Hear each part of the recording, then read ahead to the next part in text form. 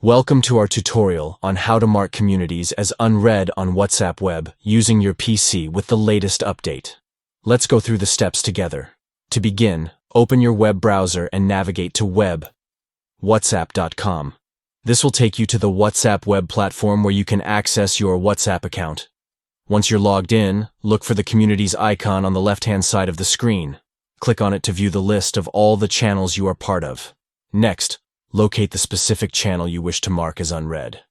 Hover your cursor over the channel name and either click on the downward arrow symbol, V, that appears or right-click on the channel. This will bring up a menu of options. From the drop-down menu, select the Mark as Unread option. By doing this, you are indicating that you want to revisit this channel later or that there are unread messages you need to pay attention to. Marking channels as unread is a convenient feature that allows you to prioritize your messages and ensure that you don't miss any crucial information. Make the most of this new update to streamline your WhatsApp web experience and keep track of all your conversations effortlessly.